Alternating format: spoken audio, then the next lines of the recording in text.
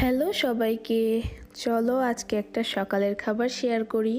তো ঘুম থেকে ওঠার পরে আমি দেখতেছিলাম আম্মু খাবার করতেছিল, আর এই স্পেশাল ভর্তাটা যেটা আম্মুর সবচেয়ে বেশি মজা হয়। আসলে মায়েদের হাতের সব খাবারই মজা। তো আম্মু আমাকে একটা ডিম ভাজিও করে দিয়েছিল। তো আমি প্রথমে একটুখানি ভর্তা আর ভাত মেখে নিচ্ছিলাম, আর ভর্তাটা খুবই মজা হয়েছিল।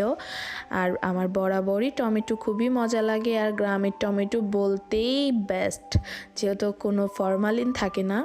তো আমি মজা মজা করে টমেটো আর ভর্তা দিয়ে ভাত খাচ্ছিলাম। আম্মু যে আমাকে ডিম ভেজে এনে দিয়েছে এটা আমি একদম ভুলে গিয়েছিলাম। ভর্তাটা খুবই মজা হয়েছিল।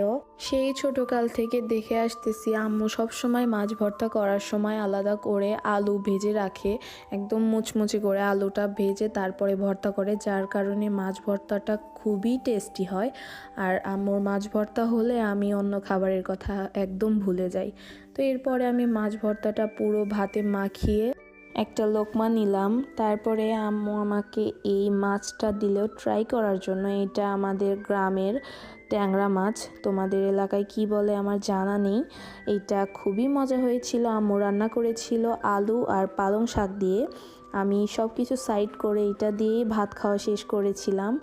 তো দ্যাটস ফর টুডে, বাই।